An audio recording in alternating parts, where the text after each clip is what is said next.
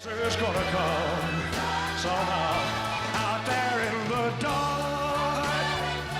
There's a beckoning candle, yeah. And while I can think, while I can talk, while I can stand, while I can walk, while I can dream, oh, please let my dream come true.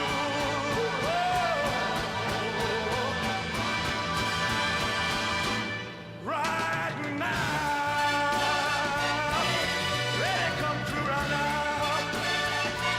Oh, yeah.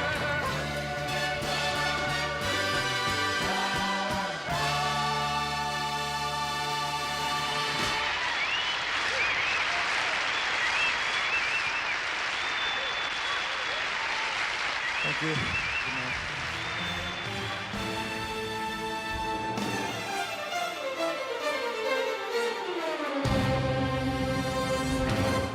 This is a man's world.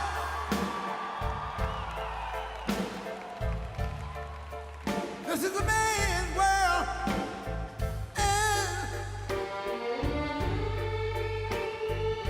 But it wouldn't be nothing without a woman or a girl.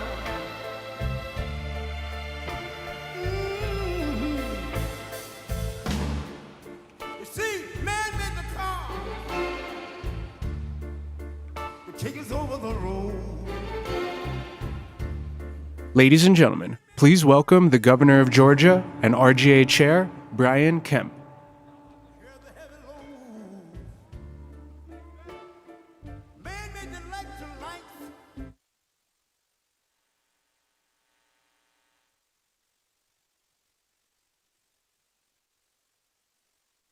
Youngkin again for his remarks and great prayer. I also want to start by just thanking President Trump for agreeing to be here this evening. I first asked him to come to this event when he invited the Republican governors down to Mar-a-Lago for a dinner late last year. And he never hesitated. He just said, "I'll be there." And we appreciate that. That is the promises made, promises kept approach. That is exactly what we've all been watching now as his administration keeps up a historic pace of executive orders, events, and accomplishments. But I also believe it's that same mindset that President Trump had in his first administration working with myself and other governors. He knows, just like we do, that winning is a team sport. And I think I can speak for everyone in this room and millions of Americans across the country tonight in saying that we are excited and thankful to have a new quarterback calling the plays.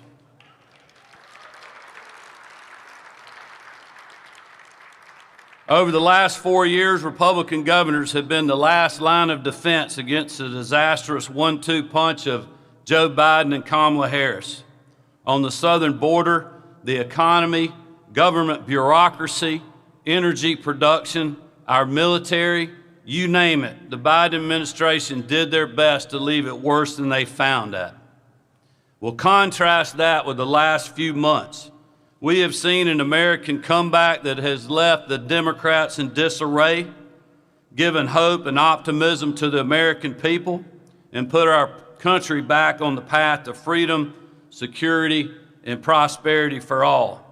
Mr. President, Republican governors aren't tired of winning, and we're ready to stand shoulder to shoulder with your administration to ensure that America's best days are ahead.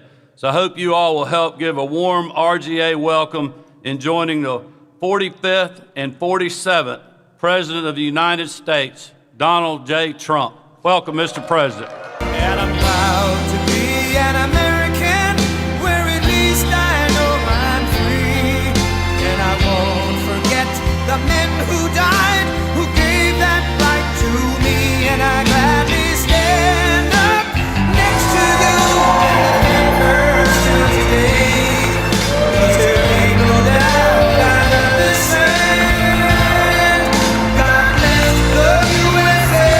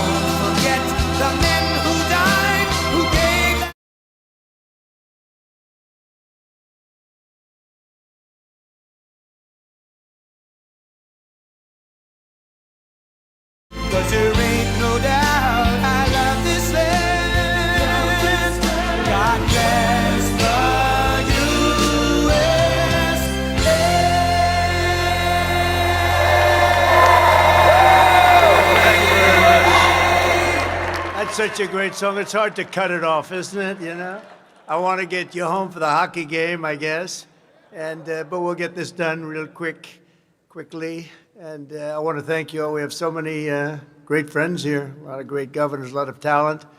I'm thrilled to be with the Republican governors, and they have done an amazing job. And I look forward to working with each and every one of you as we complete the mission of saving America. They left us a real mess, didn't they, huh? And making our country great again. We're going to do it. We've made a lot of progress. We're given credit for having the best 4 weeks that anybody's ever had as an opening. So now a few hundred more weeks like this, and we're going to be in great shape. But we've had a lot of fun doing it, too. It's a pleasure to do it. We just rip down whatever they've done. It's almost like I want to just do one executive order. Anything he signed is now terminated. It's easier than, point after point after point. I sign and sign. Just do one. Everything he signed is no good, because that's really what basically it's all about. I especially want to thank the chairman of the Republican Governors Association, Brian Kemp, who was fantastic. He was fantastic. We won Georgia by a lot. Where's Brian? We won Georgia by a lot. Where are you, Brian? There you are. We did a great job together, and I appreciate it. We won't forget it. Thank you, Brian. As well as Vice Chairman Greg Gianforte, a friend of mine who's done a fantastic job as governor, for organizing this beautiful evening. In addition to hi, Greg, how you doing? Good? You look good. You look good. In addition to our fantastic governors, we also have Secretaries Doug Burgum and Chris Wright. They're very important. Where are they? Where are they, Doug? You were great on television, Chris. These two guys are going to do it. I tell you, if they get the energy pumping, we'll get that energy price down, and everything's going to follow. Everything's going to follow, and we're going to work very, very hard. Here's a gentleman from Virginia that I recognize that we've become. We almost won that, didn't we, huh? We almost won it. We were just a little bit shy. But I want to thank you for the help. We did a great job together. But another man that's with us is really unbelievable, and you're going to be working with him very closely, RNC Chairman Michael Whatley. And Michael worked with Laura, and the team of him and Laura were pretty unbeatable, I would say. She was great and had the victory, and she's solid. There was no nepotism either. Nobody said, oh, gee. They said, how did you get her? And I said to Michael, so who would you like to work with? Well, how about Laura again? But Laura came right after we won. She said, now, Dad, I want to go home to my family. She did a great job, and she just wanted to go back home to the family. But what a team that was. We beat them left and right. They tried to cheat, but you had, how many lawyers did you have? Like 2,000 lawyers or some crazy number, right? 6,500 lawyers. I would say that's a lot. And the reason I picked him is because with North Carolina in 2020, we did so great in 2020, but the one that just held steady was him with the 601 lawyers at that time, and I remembered that, and I said, that's the guy, because we're going to win, but we have to keep him from being really bad, being naughty. They tried. But, we had an expression, we got to make it too big to rig, and that's what we did, too big to rig. And it was a great night. And Michael, thank you. Great, just a fantastic job. You'll be working with these ladies and gentlemen on just keeping everything, including keeping governor seats, I assume. You're going to work with them in governor seats too, right? But there's no better man than Michael. Thank you, Michael. Great job. Appreciate it.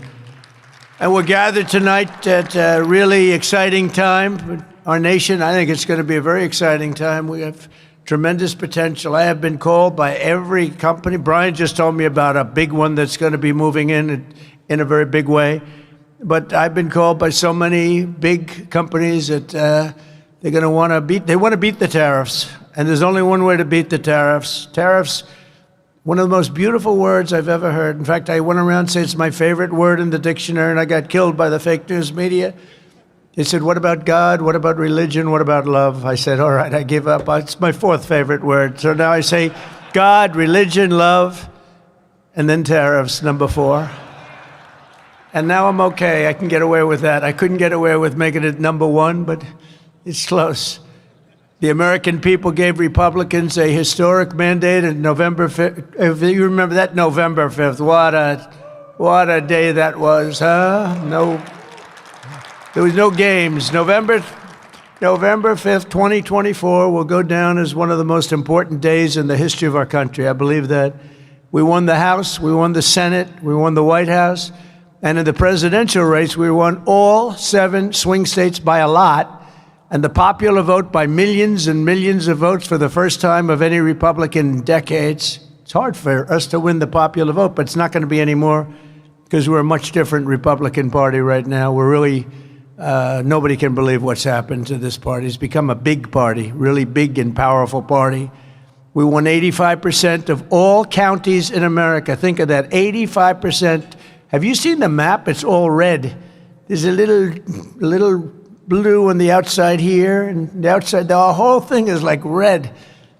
They won 525 counties compared to us, 2,600 counties. Think of that. I don't know why we only won by millions of votes. We should have won by a lot more than that. Maybe it's because they cheated, who knows? And incredibly, all 50 states shifted toward the Republican Party. That's never happened before. It's the first time ever in history that that's happened. All 50 states shifted toward the Republicans, and significantly in many cases. Most importantly, for this room, we're pleased to welcome 8 new Republican governors. Could you stand up, please? Just stand up. Look at these people. Oh, I know them. I know the man. Good. Great. I know every one of them. Mike Braun of Indiana, Mike Keogh of Missouri, Kelly Ayotte of New Hampshire, Larry Roden, that's great, Larry Roden of South Dakota, Kelly Armstrong of North Dakota, Patrick Morrissey of West Virginia, Jennifer Gonzalez Colon of Puerto Rico, Nicola Polo of American Samoa. And I want to congratulate you all. You have great races. You won generally pretty easily. We're going to win a lot of races. You know, in presidential races, they say when you win the presidency, usually the midterms don't go well. I think we're going to do great. I think we're going to really increase our margins by a lot. That's why I went to Michael. I said, you got to stay. You can't go anywhere, Michael. But I can tell you that I did something very different. Our win was so big and so conclusive presidentially, and we had great help from donors. We have a lot of great donors in the room tonight. But it is a nice room, by the way. It's a very nice place. But we did something differently. I said that to my people that do the fundraising, I said, listen, everyone's so happy. Usually you wait 2 or 3 years to go back to the donors. You know, you let it rest, you let their wallets cool off a little bit. But I did it the next morning after we won. I said to Meredith, who may or may not be here, I don't think she is, maybe she is, she's great, but I said to a whole staff of people, I said, call everybody and see if they'll double up. Now, we raised $1.6 billion. They raised $2.7 billion, and they're running short. They can't raise the final 28. You know, when you lose, it's very hard to raise money. But when you win, it's not so hard. I said, see what you can do. Call everybody and say, thank you very much. We appreciate it. Would you like to make a contribution? So this was not a good situation, but they fully understood. They were so happy they didn't care. And Michael, we raised $608 million in 3 weeks. Can you believe that? So we've got that money, and I got to spend it somewhere. And they tell me I'm not allowed to run. I'm not sure. Is that true? I'm not sure. So if I can't spend it on me, I guess that means I'm going to be spending it on some of my friends, right? A lot of my friends. We're going to be running. But think of that. We raised $608 million. Isn't that great? And I think I'll keep going. I'll just keep bugging them, build it up. But it's going to be great. I think we're going to do fantastically. I think the midterms are going to be a big surprise. And it just seems, I don't know what it is. You go back to the last, I think, 8 elections in a row, the midterms haven't been great for the person that wins the presidency. And I think so far we're very popular. I had an approval rating today of 71 and another one of 69. I have not heard of those numbers before. So we're going to fight very hard because the better I do, the better you do. It makes your races a lot easier if we do well, and we're going to keep doing well. With the help of everyone here tonight, the golden age of America has officially begun, and the golden age of just this whole thing, the red states, it's going to be leading the way to making our country richer and safer and stronger than ever before. The red states are going to do good, and the blue states, I don't know, maybe they'll totally disappear off that map. It's like, they don't learn because, like men and women's sports, I say we become the party of common sense. Men and women's sports is not a winner for them. But I saw somebody fighting like hell for the fact that a man should partake in women's sports, a Democrat, a radical left lunatic. And they're still going at it. And we shouldn't really fight them too hard until just about a week or two before the election. Just let them go. Don't convince them not to. I'm always saying they haven't learned. I don't want to say that. Don't say that. Let them keep going. And then about a week before the election, just blast the hell out of them. It's like in a race, you hang in there and then you just go. Because there's no way. Open borders with prisoners coming in, jails, some of the worst murderers in the world. We had one guy killed 5 people, separately killed 5 different people. This is not going to be a great person for our country, but we had 11,088 murderers right now. Some of them have been already brought back. And when you think about it, transgender everything, everybody should be transgender. These are not things that play very well. I would say they're 7% issues for them.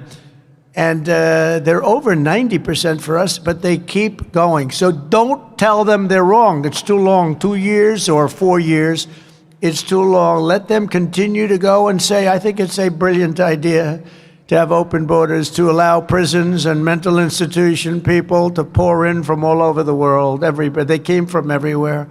But about a week before that election, go crazy. Just save up your money and explain we can't live like this. And they understand it. Every day of my administration will be fighting to help your state succeed and prosper. And together we're going to bring back the American dream, something nobody talks about anymore. In our last 4 weeks, our new administration has accomplished more than most administrations do in 4 years. And the last administration was a negative. I mean, it was accomplishment, I would say negative 50%. There wasn't any accomplishment. It was a de-accomplishment. On day one, I declared a national emergency on our southern border.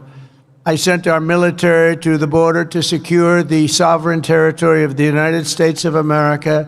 We ended catch and release. We began the largest deportation operation in American history, larger even than that of President Dwight D. Eisenhower. He was sort of a moderate guy, but he was very strong on the fact he didn't want people pouring into our country from all over the world. He was very tough. He had the record. We now have the record. It's not a record I'm really proud of. You don't like to do that, but we have no choice. We can't let it. I mean, they let criminals, many, many criminals, hundreds of thousands, probably millions of criminals, 21 million people, I believe, is the number. And of that, millions of people are hard, stone-cold criminals. In the past 4 weeks, illegal border crossings have plummeted by nearly 100%, and the tiny number of illegals that do make it across are being apprehended and sent right back to their home where they belong. All countries are taking the illegal aliens back, every single one, even though they said, and strongly, we're never taking them back, don't even try. They said that during the Biden administration. It didn't work. They're taking them back. They have no choice. They're taking them back. They know we're not playing games. You remember Venezuela saying it? We're not taking them back. Don't even waste your time. They said that to Biden. He said, well, they have us over a barrel. They don't have us over a barrel. How about BRICS? The BRIC states, there are like 6 of them, and they were trying to destroy our dollar. They were going to say, they wanted to create a new currency. They probably wanted to use the yuan, China. They wanted to use the yuan. And Biden said, well, this is a tough situation. There's not much we can do about that. We can't help that. I said, oh, we can help it. So when I came in, the first thing I said is any BRIC state that even mentions the destruction of the dollar will be charged a 150% tariff. And we don't want your goods. We don't want to partake. And the BRIC states just broke up. I don't know what the hell happened to them. We haven't heard from the BRIC states lately. But he said that wasn't much we could do about it. There was a lot. It took literally They said, sir, what about the BRIC states? They're going to take over the dollar, the sanctity of the dollar. They're going to create a new currency to rule the world. I said, no, they're not. They said, yes, they are, sir. They said it. I said, no, they're not. Tell them 150% tariff, plus we're not going to do business with them, and that includes China. And all of a sudden, they went to the BRIC states, and they said, could I ask you, how do you feel about that? I have no comment on this. I don't know what you're even talking about. It was an amazing turnaround. No, we're not playing games. Just this week, I officially designated the drug cartels as foreign terrorist organizations, including Trendy Aragua and MS-13, which gives us great power. And to facilitate the rapid deportation of the worst criminals that we have anywhere in the world, we've also opened the full capacity of the detention facility at Guantanamo Bay. You know, people don't realize that thing was built, you know, we hear about a few prisoners, and they do have maximum security, but it actually was built for thousands and thousands of people, and we're using that prior to bringing back to their country. We use it for the bad ones, the really bad ones, and in some cases, they're so bad we don't want them to go back to the country. We want to watch them because they'll be able, if they do sneak in, we don't want that. We don't want them anywhere near our country. In addition, we're waging war on Joe Biden's inflation disaster, the worst inflation probably in our history. They say 48 years, which isn't bad, but probably in our history. And to bring down the price of energy, I declared a national energy emergency. It's going to be an emergency. And you know what what we say and what Doug is going to do. Doug, you are so important, you and Chris. You know, Chris is known, and I got this from Doug, as the best energy guy in the entire country. And people were shocked that he wanted to do this. He gave up something tremendous. He was the biggest guy. There was nobody bigger, nobody better. And Chris Wright. Is Chris Wright here? Is he here? Where is he? This guy is, and this is from Doug. I said, Doug, I want to make you the energy czar. And he said, sir, there's one man that blows me away. Right, Doug? He said, his name is Chris Wright. He's much better. I said, I want to see this man. And I met him. And I just agreed immediately that he was far superior to Doug. I'm only kidding. So what I did, we have a weird deal. You know, we have the Department of Energy and the Department of the Interior. And Interior has all of the energy. And Doug has none of the energy, but he's got, Chris has none of the energy, but he got a hell of a good title. But we want the guy with the energy to be able to drill. So we sort of merged them and their friends and everything else. And they've got a thing going on. I think it's going to set records like nobody's ever seen before. So we have the man that controls the energy. We have the man that drills the energy. And now we've put them together. And you're going to see some action. You're going to see something come way down. So thank you. And thank you, Doug. You were really terrific. He was a great governor, by the way. A couple of you may know him slightly. But he was a great governor, did a fantastic job. You know, he made a lot of money in the technology business, sold to Microsoft for a lot of money. I won't tell you how much. I don't want to embarrass him. Some people would say it's a lot. Some people would say it wasn't that much, right? But, you know, when you get close to $1 billion, that's pretty good. And he didn't know much about energy. When he became governor, he became one of the great experts of energy anywhere. We did really an unbelievable job with the state. He did like me. He did well in business, and then he said, let's run for politics. And he did, and they love him in the state. But he was term limited, and I watched him running. He was running against me, but I still liked him. And I said, that guy's got real talent, and he was one of the first people I called. So you're doing a great job, and thank you for leading us to Chris. I'll give you a bigger thank you in 2 years if Chris is as good as you say, okay?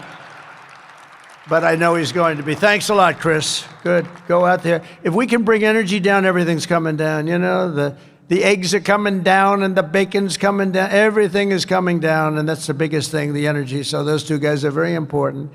To cut through the red tape, I've established a National Energy Dominance Council, chaired by the former colleague and your former colleague, Secretary Burgum. He's going to do a fantastic job. We're putting incredible people on it. I withdrew from the one-sided and very expensive Paris Climate Accord. It's a one-way street.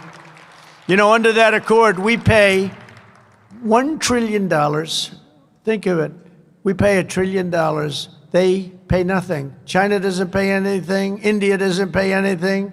Russia doesn't pay. We just pay everybody. It's like Health Organization, and every deal is no good, but we're changing it. We terminated health, on the World Health.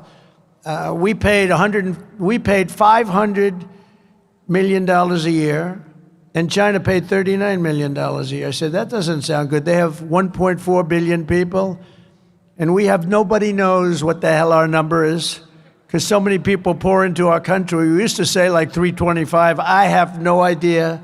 We'll figure it out eventually, but let's put it this way. It should be substantially less than 1.4.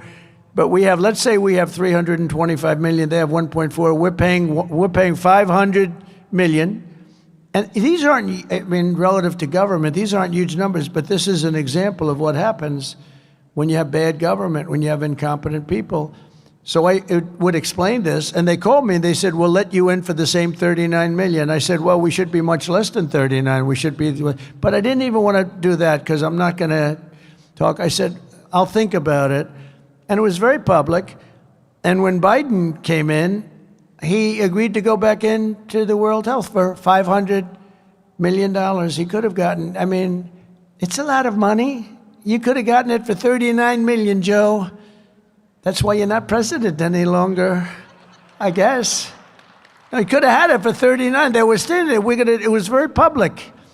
But he took the 500 million instead, because he never laid in bed at night sweating, tossing and turning like half of these governors. Not all of them probably, but half of them. It's sweating. How are we going to do a great job? He never did that. But that's just a case study in, how not to run. Because, if we had people at that level that would have negotiated. I bought a plane. It's really two planes, Air Force One. Now, if Boeing would build the damn thing, it would be nice too. We don't build like we used to. We don't build too fast. I gave the order out about 6 years ago. They're still waiting. Getting a little tired of it. I gave a fixed price deal, but it was $5.7 billion. I negotiated with Boeing. It took about 2 months, and I got the 5.7 down to $4 billion. Actually, 1 penny less than 4. I said, it has to have a 3 on it. And he said, you want from 5.7 to 3? I said, yeah, 3 on it, meaning it has to start with a 3. And after about 2 months of saying, no, no, no, no, it has to have a 3, has to have a 3, he called up, he said, sir, $3 billion, I want, and this is what happened, $3,999,999,999 and 99 cents, 1 penny less. I said, you have a deal. But we saved $1.7 billion just by negotiating. And in all fairness, most of you can do that, and some of you do it. Some of you do, you have surplus states, you have incredible states, and you have to do that because every time somebody sends you a bill, they expect to be negotiated. And in the past administration, and sometimes I guess in this it happens because people don't care. Elon talks about caring. Caring is very important, and they have to care. If they care, they say, no, I'll pay you. They'll send you a bill for $10,000, and you say, nope, I'll give you 5. And they'll say, no way, no way, no way, and you'll end up paying 6 or 7 or something. But all you have to do is care a little bit and try and get it down. And literally every contract, I think there's not a contract that's sent in government that I couldn't come, and that many of you couldn't cut, and cut very substantially. And boy, what a difference it would make for the government. I terminated the Green New Scam, one of the great scams in the history of our country. I canceled Joe Biden's insane electric vehicle mandate, saving our auto industry from destruction. That was an easy one. And all of this helps to combat inflation and bring down costs. We're bringing down costs way down. We're going to bring up jobs like you haven't seen because the company's pouring in. We're going to have announcements over the next 3-4 weeks that you're not going to believe from some of the biggest companies in the world, and the numbers are staggering. Hundreds of billions of dollars of investment, hundreds and hundreds, trillions of dollars when you add it up, to slash hundreds of billions of dollars in waste and fraud. We're talking about also an abuse. I've created, as you possibly have read just a little bit, the Department of Government Efficiency. And here are just some of the things that we've paid. And we've stopped, and we've gotten the money back. $520 million for a consultant to do ESG, that's environmental, social, and governance investments in Africa. $525 million. $25 million to promote biodiversity conservation and social responsibility behavior in Colombia. $40 million to improve the social and economic inclusion of sedentary migrants. Nobody even knows what the hell it means. $42 million for social and behavioral change in Uganda. $10 million for Mozambique medical male circumcision. We're doing circumcisions in Mozambique to the tune of approximately $12 million. $14 million for improving public procurement in Serbia. $486 million to the Consortium for Elections and Political Process Strengthening, including $22 million for inclusive and participatory political process in Moldova, and $21 million for voter turnout in India. Why are we caring about India turnout? We got enough problems. We want our own turnout, don't we? Can you imagine all that money going to India? I wonder what they think when they get it. Now, it's a kickback scheme. You know, it's not like they get it and they spend. They kick it back to the people that send it, I would say, in many cases. Many of these cases, anytime you have no idea what we're talking about, that means there's a kickback, because nobody has any idea what's going on there. $29 million to strengthen the political landscape in Bangladesh. Nobody knows what they mean by political landscape. What does that mean? $20 million for fiscal federalism and $19 million for biodiversity in Nepal. $47 million for improving learning outcomes in Asia. What the hell do I care about? We got a lot. We got enough problems. And all of this is terminated. We terminated this stuff, and we're on the track. And by the way, so many others I could read all night long, but so many were so terrible, and some were actually disgusting. And I know you're eating your dinner, so I didn't want to do that. But we're draining the swamp. And, you know, one of them was $100 million for condoms for Hamas. You heard about that. 50 and 50. It's 50 million, and then they decided they needed more condoms, so they sent another 50 million. So it's 100 million condoms for Hamas. But now that's the good stuff. Here's even worse. Social Security. As you know, generally speaking, people don't live to be over 100 years old. We all will, I think, 120, 130, hopefully. But, you know, you hate when you get near that number. It's like, let's hope we can live to length like this. But here's what we're finding and what we found. And these were all found by these computer geniuses. I asked Elon, what trait do these have? You know, they started off with 12 guys, then they had 30 guys, then they had 57 guys. Now they have over 100 guys, and he attracts very young people with high IQs, you know. Some people attract very beautiful people. I think I like them better, actually. But he attracts young people that are brilliant, and they love the country, too. But I said, what trait do they really have? And the trait that they really have was that they're extraordinary with computers. They can take them. He said they make love to their computer. I said, I don't want to hear about that. Doesn't sound too good. He said they can take apart the most complex computer instruments and literally put them back blindfolded. So when they go into some guy that's ripping off the country by doing some of the things you've just heard or what you're going to hear, they can't be bullshitted. You know, they can't say, oh, gee, there was a mistake. There was a big mistake. And we're finding hundreds of billions of dollars worth of fraud, waste and abuse, but I think fraud will be the number one as we see. But listen to this on the program. There are 4.7 million Social Security members who go and live from 100 to 109. Well, I'll tell you, I know some people that are close to 100. I know one or two that got over that mark. But you don't have millions. 3.6 million people from age 110 to age 119. 3.47 million people from age 120 to 129. In other words, 120 to 129 years old. Millions of people, millions. 3.9 million people from age 130 to 139, which is pretty amazing because the longest living person ever on record, and they're not sure it was correct, was a woman from a very far away place, lived to 127 years old. She was a healthy specimen, but she lived to 127. 3.5 million people from age 140 to 149. So we have 140-year-old people plus millions of them. 1.3 million people live to over 150 years of age, 150 to 159 to be exact. Over 130,000 people over the age of 160 years old, including 1,039 people between the ages of 220 to 229.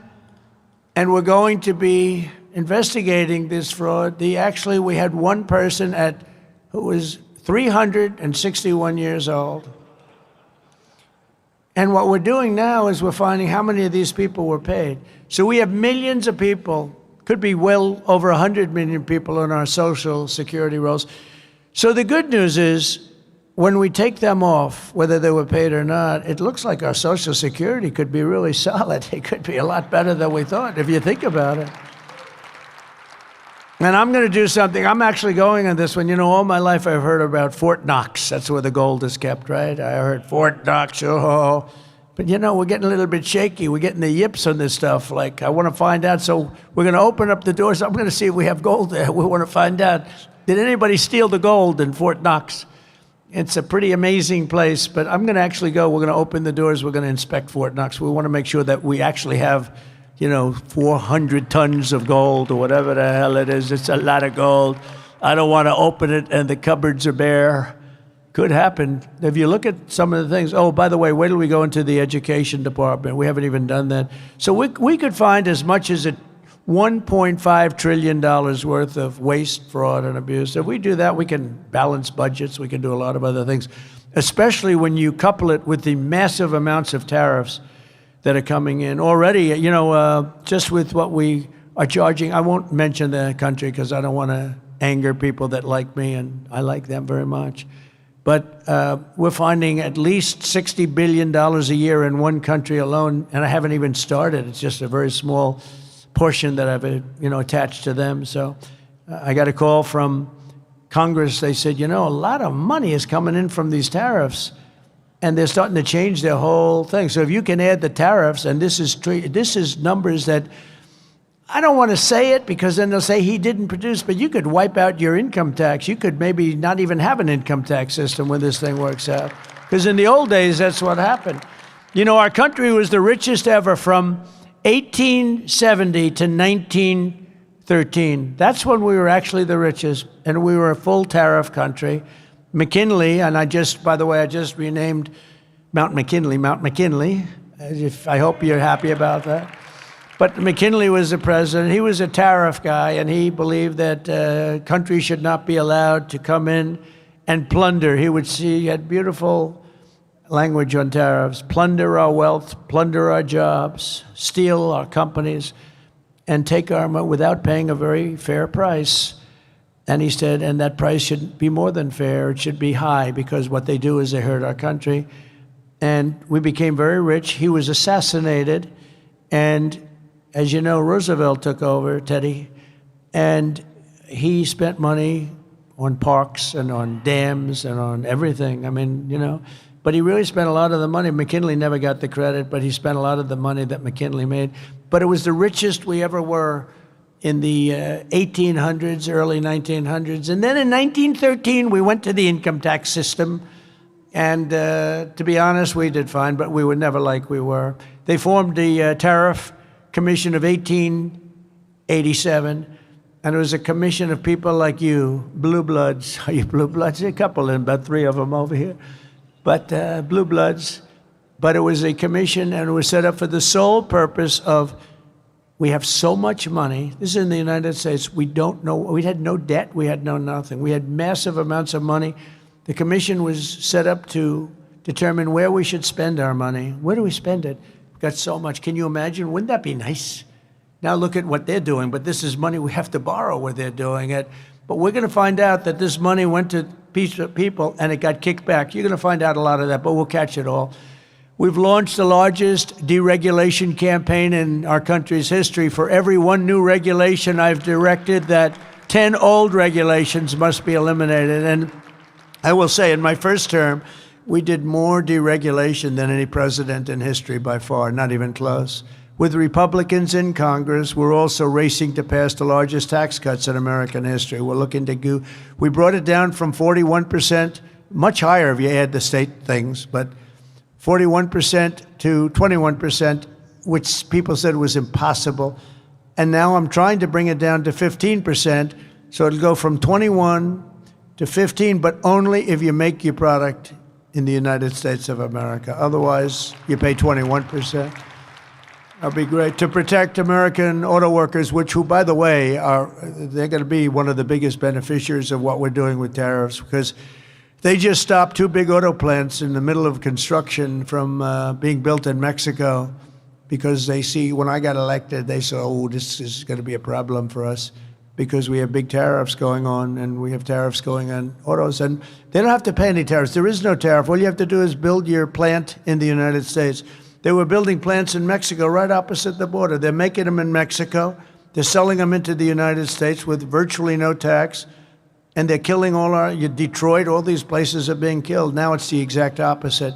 And by the way, Canada was a big participant in that too. And I think Canada, they're going to have to pay tariffs on automobiles, lumber, and oil and gas, et cetera, et cetera. And they get 95% of their product from the United States. I think they have to become the 51st state. And you heard the people booing the national anthem, but I think ultimately they'll be praising the national anthem. We'll have to work out some deal with it, because I do like the "O Canada," right? It's a beautiful thing. I think we're going to have to keep it for the 51st state. I call him Governor Trudeau. I said, Governor Trudeau's doing a wonderful job. I think it's actually cost him his election, if you want to know the truth. But we're gonna see about that. We're looking at Greenland. And we have to take back the Panama Canal, because that wasn't the deal. We gave the Panama Canal to Panama. It was the most expensive thing ever built in our country. It'd be the equivalent of $2 trillion today. We spend massive amounts. We lost 38,000 lives from the mosquito and snakes. A lot of bad snake bites, but mostly the mosquitoes, malaria. They killed 38,000 of our people. They paid laborers 5 times what they were getting in the United States to go, knowing that there was a good chance they were going to die. 20% of them died. And Jimmy Carter, may he rest in peace, the late, great Jimmy Carter, gave it away for $1. It's also the most profitable thing ever built. It's what you hear about casinos and you hear about all the stuff. They're peanuts compared to this. It's the most profitable thing ever built. There's never been anything. I mean, you have ships lined up. And by the way, when they gave it away like a bunch of dummies for $1. The day after they took over, they raised the price per ship by 4 times. That wasn't high enough. There was no problem. They raised it again twice. And they're getting almost $1 million a ship. And their product is water. It's Pacific and Atlantic where they meet, and one is about 18 feet higher than the other, which a lot of people don't know. Actually, it's one of the great marvels of the world. Well, we built it, and we're not going to let, because China has essentially taken it over. We're not going to let that happen. China knows it, and so does Panama. To protect American workers and bring billions of dollars into our treasury, we're in the process of imposing reciprocal tariffs on any nation that tries to cheat us or steal our jobs. So India, as an example, has very, very high tariffs. And I was going to impose a flat tariff, but that wouldn't really do the trick, because some of the countries have really high tariffs. So it really works out much better. Nobody can even fight it. Whatever they charge us, we charge them. So if they're at 25%, we are at 25. If they're at 75, we're at 7. Whatever they charge us. And it was very interesting. The European Union, we were at 2.5% for cars. European Union was much higher.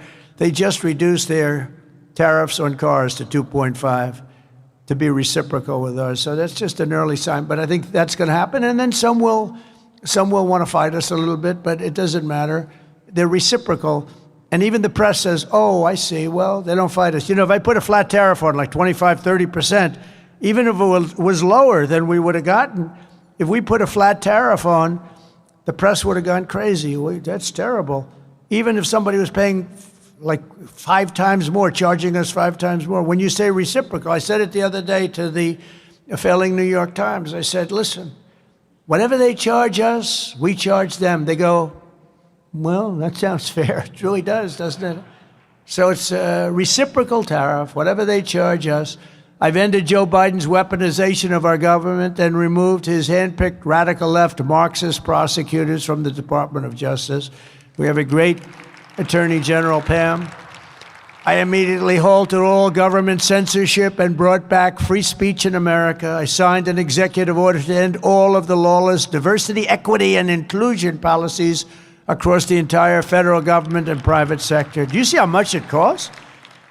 One company said they're going out of that business and they're going to write off $229 million. How do you spend that much money to convince people that they should have transgender operations and various and sundry other things that we don't like to talk about? It's crazy the amount of money it was almost like just a mind blower what they were doing.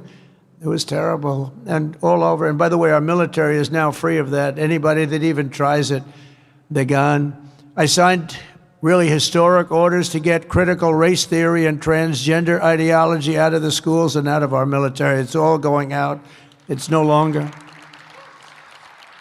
And I heard men are still playing in Maine. Is anybody here from Maine? Who is that? Is that the governor? That's, well, I hate to tell you this, but we're not going to give them any federal money. They are still saying we want men to play in women's sports, and I cannot believe that they're doing that. They are, let's find out who that guy is that raised his hand. Maybe he's just kidding. But, so we're not going to give him any federal funding, none whatsoever, until they clean that up. And the other one, we have a fight with one news organization, AP, a radical left organization, treats us all very badly.